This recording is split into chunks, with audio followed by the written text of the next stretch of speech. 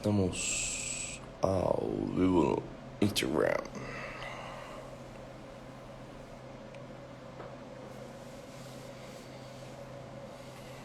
Finalmente parece que funcionou essa ferramenta aqui hoje.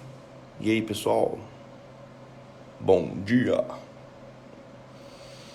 Bom dia, bom dia, bom dia.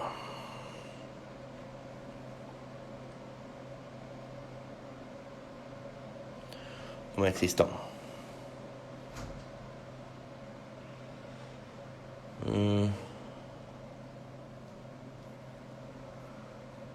Tudo bem? Tudo bem? Vocês estão me vendo bem?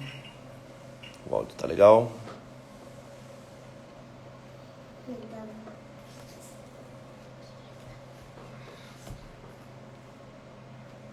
Bom dia, bom dia, bom dia. Acordou uma criancinha aqui.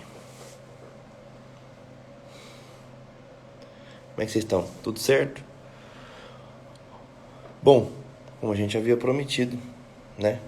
Estamos aqui fazendo as nossas lives diárias pela manhã para falar sobre as virtudes essa semana. Tá rolando o Eixo Experience do Ítalo Marcílio agora, então eu não quero me delongar com vocês. Eu prefiro que vocês assistam aqui, mas corram lá para assistir o Eixo Experience, que é de suma importância para todos vocês. Beleza? Como é que vocês estão? Então tá bom. É o seguinte, deixa a gente começar logo. Bom, a gente falou essa semana sobre a virtude da fortaleza e a gente falou essa semana sobre a virtude da prudência, né? Hoje, como prometido, eu iria falar sobre a virtude da temperança. Afinal de contas, Jorge, o que é a virtude da temperança, né? Bom, a virtude da temperança, e aí eu vou precisar fazer uma pequena introdução filosófica para que vocês entendam, né, de fato, onde é que está a temperança, né? Mas de forma muito ordinária, né, se você for ler alguns escritos de alguns homens, como por exemplo o próprio Aristóteles ou Tomás de Aquino, eles vão dizer assim que, bom, a temperança ela é fundamentalmente a virtude cardeal, que ela se ocupa de utilizar a razão, para moderar os desejos. Aí fica meio abstrato, meio, né? É por isso que a gente não consegue trabalhar as virtudes, porque a gente lê sobre ela, né? Ou seja, uma virtude,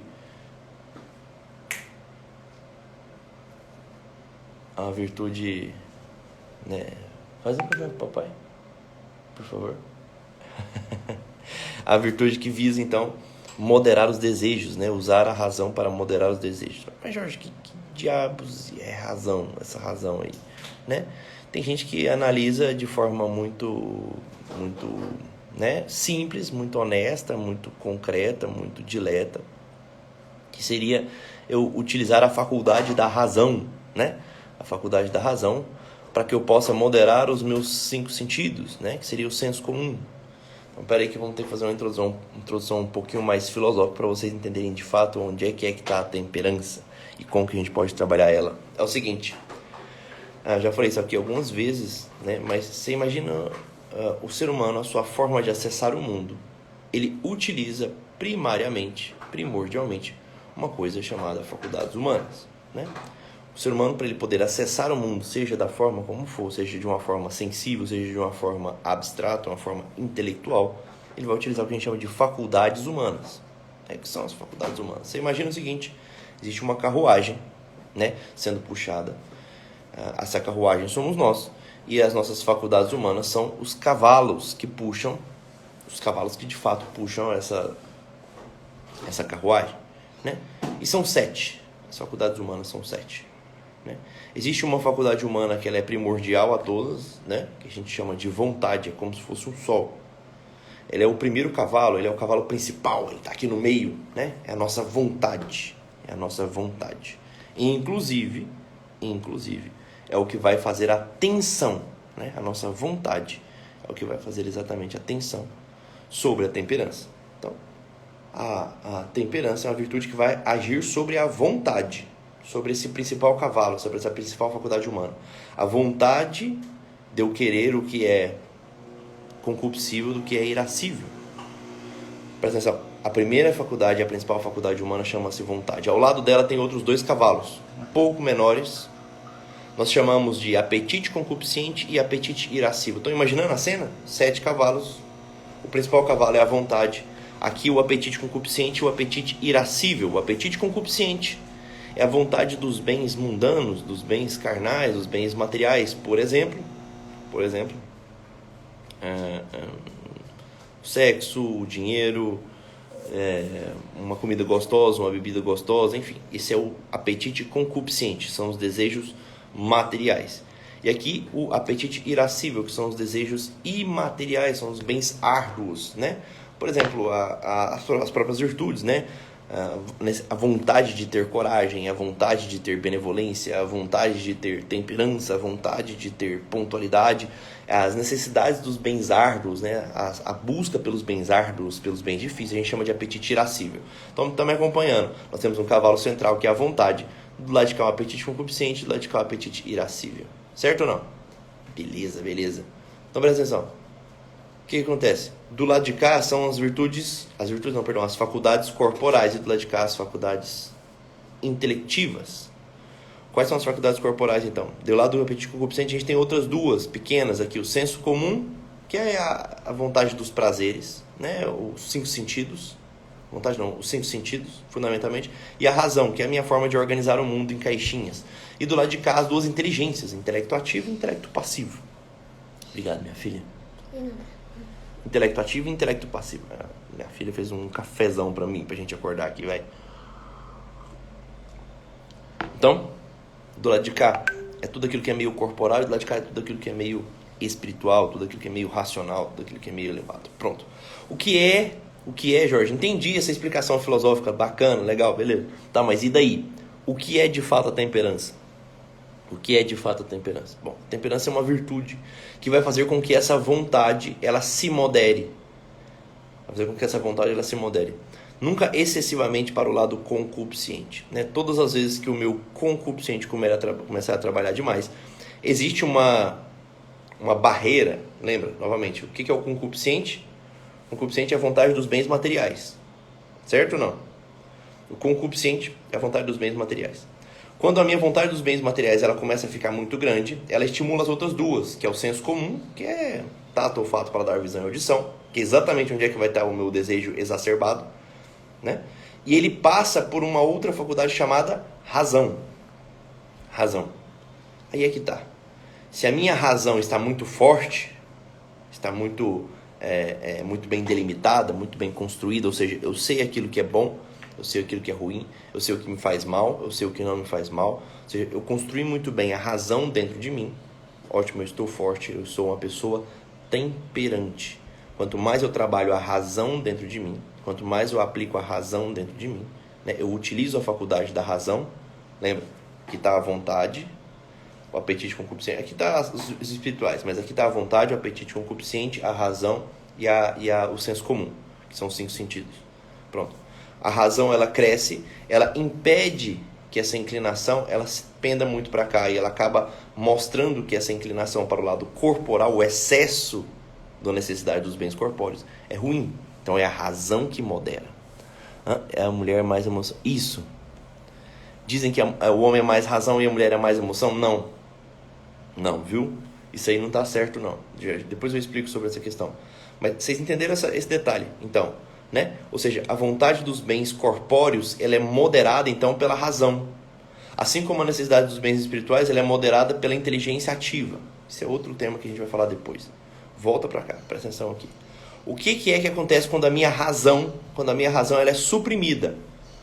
Quando a minha razão diminui, a minha vontade dos bens materiais ela hiperestimula a outra faculdade, a primeira delas, que é exatamente o senso comum. Ou seja, quando eu não tenho razão, quando eu não analiso as coisas de forma, ou seja, não tem muito bem organizado na minha cabeça aquilo que é bom, aquilo que é mal, aquilo que é gostoso, aquilo que não é gostoso, aquilo que é essencial, aquilo que não é essencial. Ou seja, quando eu tenho uma vontade exacerbada das coisas, né, de forma irreal, quando eu tenho uma vontade exacerbada das coisas de forma irreal, eu acabo pecando pela perda da razão. O que é a perda da razão? É o pecado da gula. Além do mais, quando eu perco a razão, ele ainda me propicia outros 2 pecados ainda. A avareza e a luxúria. Ou seja, a virtude da temperança, ela é uma virtude exatamente que vai agir primordialmente sobre a gula e depois sobre a avareza e sobre a luxúria. Olha o tamanho da importância da temperança. Então, o que é temperar as coisas? O que é temperar as coisas? O sanguíneo que lute, exatamente. Exatamente, o sanguíneo que lute, dona Penélope. Por que o sanguíneo que lute? Por que o sanguíneo que lute? Porque o sanguíneo ele é um ser extremamente mais superficial, né? Ele tem muito forte nele exatamente as primeiras 2 faculdades humanas, né? O senso comum e a razão no sanguíneo são 2 coisas muito, né, afloradas. Então, se ele peca mais facilmente por esses 2, ele acaba pecando mais facilmente, tanto pela gula quanto pela luxúria. Certo ou não? Jorge, como é que eu aprendo a ter temperança pelas coisas? Né? Como é que eu aprendo a ter temperança pelas coisas? Qual que é a técnica que eu posso utilizar para que eu coloque temperança nas minhas práticas diárias? Presta atenção, não tem um jeito muito simples de fazer isso, né? Tem um jeito prático que funciona para a gente fazer uma reavaliação diária das atitudes tomadas, que é o que a gente chama de exame de consciência. Para que serve o exame de consciência? Temperança é uma virtude que a gente acaba trabalhando ela com o tempo. Tem gente que fala assim, Jorge, eu sou muito impulsivo. Quando eu vou comer, eu como demais. Quando eu vou beber, eu bebo demais. Quando eu vou me dar ao sexo, eu quero demais, né? Ou seja, essa é a gula. Esse é o pecado da gula. Isso é fundamentalmente o pecado da gula. Esse é o pior dos terrores dos sanguíneos, né? E tudo ele quer em excesso, e tudo ele quer em abundância, tudo ele quer em demasia, tudo ele quer, né? Aquele derramamento gigantesco. Ou seja, essa necessidade de ter aqui muito além daquilo que se necessita é o que a gente chama de gula. É exatamente o problema do sanguíneo. É o pecado da gula. Agora presta atenção. Né? O que acontece? Como que eu faço para mim moderar essa gula? Como que eu faço para mim utilizar a temperança para mim moderar, principalmente a avareza, principalmente a gula, depois a avareza e a luxúria, né? Eu falei para vocês, as 3 de certa forma são de alguma maneira moderadas pela temperança, né? Presta atenção, o que eu faço para mim poder moderar elas? Ao final do meu dia, todos os dias, né? Todos os dias. Eu preciso chegar e antes de dormir, né, fazer uma pequena lista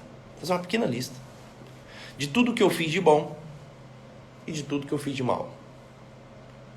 Quando eu chego ao final do dia e escrevo aquilo que eu fiz de bom, aquilo que eu fiz de mal e como que eu posso melhorar, eu começo a colocar uma certa razão nas coisas, entende? Eu começo a calcular melhor o mundo, eu começo a colocar um pouco mais de raciocínio nas coisas que eu fiz, né? Certo? Não fica uma coisa puramente emocional no meu dia, mas fica uma coisa muito mais racional no meu dia, certo? Ou seja, por exemplo, ao final do dia eu coloco, eu comi em excesso aqui, né? Neste período do dia eu fui excessivo nas minhas palavras, com essa pessoa eu fui excessivo no toque, não deveria, com fulano eu fui excessivo no sexo, né? Ainda não é meu marido, ainda não é meu esposo, então eu acabei me exaltando, né? Me aproximei demais e entreguei o ouro, pronto.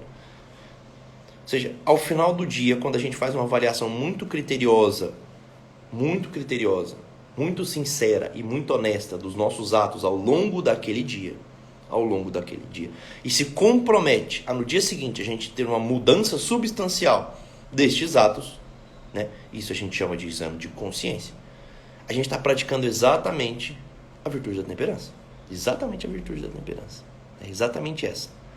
E presta atenção, é isso que com o tempo vai fazer com que nós amadureçamos, estejamos cada vez mais distantes do quê?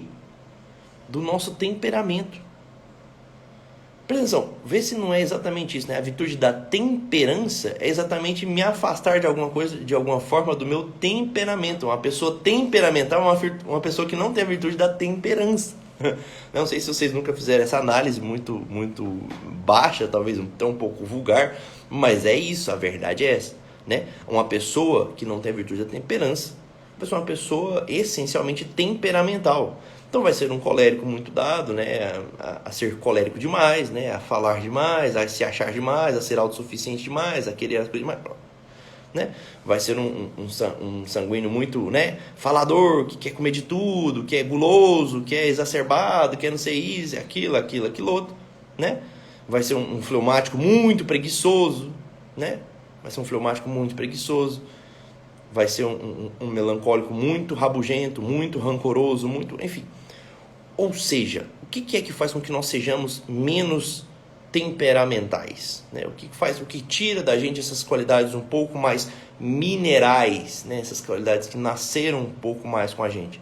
É exatamente a faculdade da razão, que é exatamente trabalhada no exame de consciência, que é exatamente o que gera dentro de nós a virtude chamada temperança. A temperança, então, combate os males naturais do corpo, né? Os males naturais que eu falo, ou seja, os vícios naturais, principalmente dos nossos temperamentos, né? Os vícios naturais dos coléricos, melancólicos, sanguíneos e fleumáticos. Entenderam isso ou não? Então, dezenas de vocês, centenas de vocês me perguntam aqui todo dia na caixinha: Jorge, eu sou muito fleumático, eu sou preguiçoso, eu sou parado, eu sou isso, eu sou não sei o quê, não quero ser tanto mais. Jorge, eu sou muito colérico, não sei o quê, Jorge, eu sou muito sanguínea, tem hora que eu tinha que ser menos sanguínea, sabe? Ou seja, eu sou uma sanguínea imatura, sou uma sanguínea que come demais, que fala demais, que, né? Enfim, como que eu faço para mim moderar os meus impulsos? Como é que eu faço para mim moderar as minhas vontades? Como é que eu faço para mim moderar as minhas inclinações naturais? Bom, a dica é exatamente essa, é que todos os dias, ao final do seu dia, você faça uma lista muito sincera e muito honesta dos seus excessos. Faça uma lista dos seus excessos, o que você fez de mal ali naquele dia. E qual que é a sua disposição para mudar no dia seguinte. O que você está fazendo? Ao ser intelectivo nessa hora, ao escrever nessa hora, fiz isso de mal, né? E estou disposto a fazer isso de bem amanhã. O que você está fazendo? Você está usando a faculdade da razão. Então você vai lembrar lá, eu expliquei para vocês. Aqui tem a vontade, apetite concupiscente, razão e senso comum. O que modera exatamente todo esse contingêncio corporal é exatamente a minha razão. Quando eu aprendo a ter uma razão muito bem delimitada, uma razão forte, uma razão patente, uma razão constante, eu me torno uma pessoa essencialmente temperante e aí eu acabo me afastando dos males naturais do meu temperamento. Beleza? É isso, pessoal. Espero que vocês tenham entendido, né? Espero que vocês tenham entendido. A gente foi relativamente rápido hoje. Eu quero que vocês corram e assistam o Eixo Experience, né? Deve estar rolando lá no canal do YouTube do Ítalo agora, nesse exato momento. Corram para lá que isso é importantíssimo. Beleza? É isso. Fiquem com Deus. Um abraço. Um beijo no coração de vocês, né? Fiquem com o nosso Senhor Jesus. E até mais. Tchau, tchau, tchau. Beijos. Abraços. Com Deus. Papai.